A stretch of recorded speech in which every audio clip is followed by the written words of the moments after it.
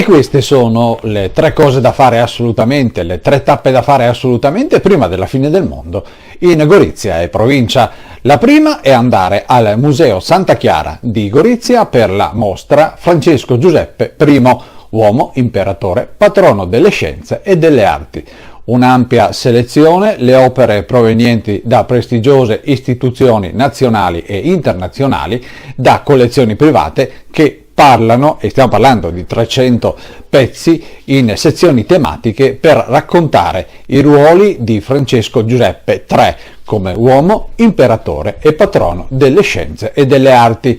Gli orari sono venerdì, sabato e domenica dalle 10 alle 13 e dalle 15.30 alle 19.30. Inoltre c'è una visita guidata domenica alle ore 16.30. Dove? Al Museo Santa Chiara in Corso Verdi 18 a Gorizia.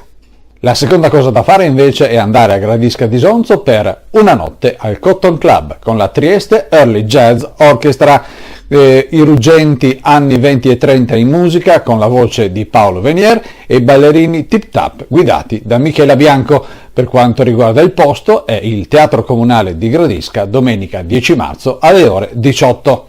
E un'altra cosa da fare prima della fine del mondo in Gorizia e provincia è ritornare nel capoluogo isontino per la rassegna goriziana di esposizioni e vendita di formaggi provenienti da diverse regioni italiane, ovvero la rassegna Gorgonzola, un viaggio nei sapori, dove il formaggio più semplicemente chiamato Zola la fa da padrone ai giardini pubblici di Gorizia. E naturalmente ci sono anche altri formaggi di altre regioni italiane. E per oggi è tutto. Per le tre cose da fare assolutamente in Gorizia e provincia prima della fine del mondo, un ringraziamento all'ufficio di promoturismo di Gorizia.